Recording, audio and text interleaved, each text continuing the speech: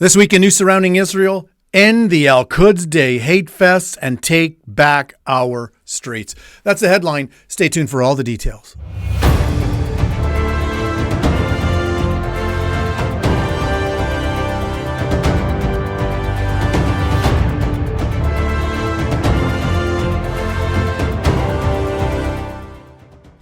Well, shalom, everyone. Welcome once again to this week's newscast. I'm Robert Gottselig, your host.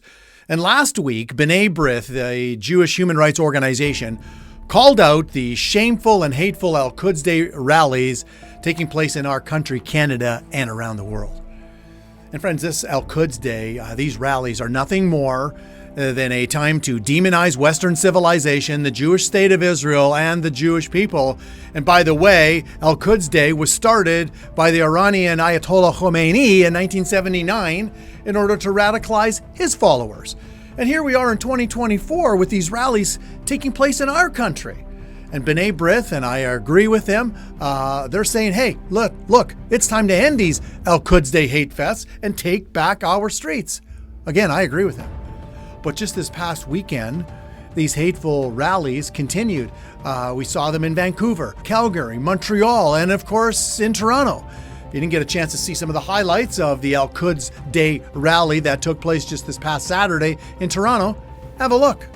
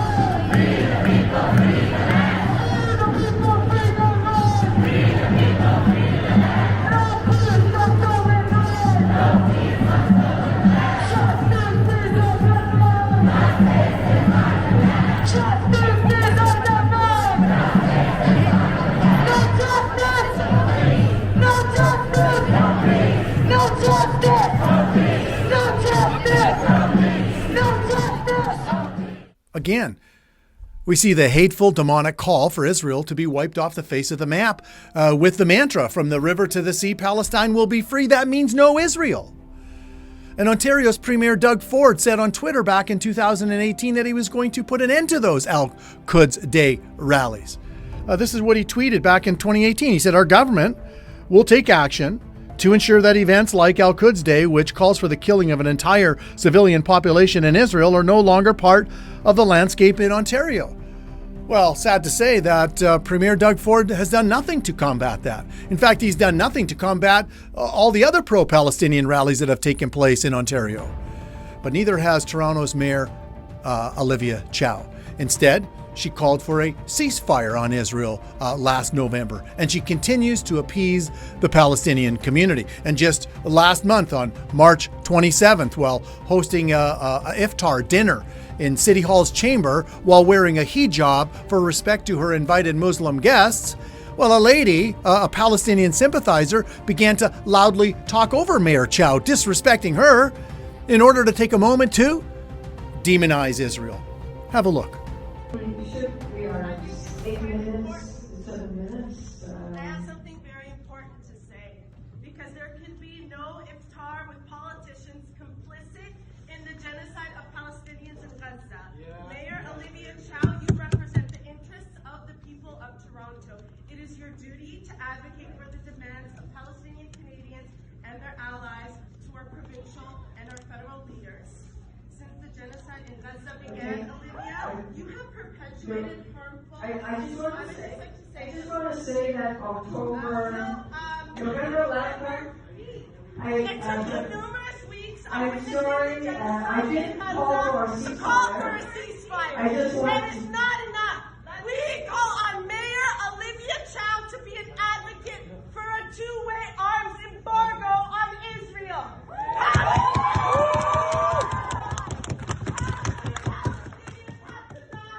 are you going to be willing to call it what it is, which is a genocide? We call on the city of Toronto to boycott Israel. All commercial and business partnerships with Israel. No more investing in Israel. Shameful. And did you know that since October 7th, there have been approximately 500 pro-Palestinian rallies in Toronto against Israel and the Jewish people? And according to the CBC, the cost for policing these rallies has cost the taxpayers a whopping $12 million in police wages, and a lot of it in overtime wages. Wow, how about that? Taxpayers funding policing to allow Israel Hatefests to continue on our streets. Friends, that's not the Canada I grew up in, and that's not the Canada I want for my children and grandchildren. No. And so what can we do about it? Well, very simply, we need to be involved. Get involved. Write a letter to your city councillors, to your mayors, to the premiers in Canada here. If you don't know what to write, simply go to B'nai B'rith's website. They did all the hard work for you. They've written a letter. Simply print it off and fill in who you're addressing it to and mail it.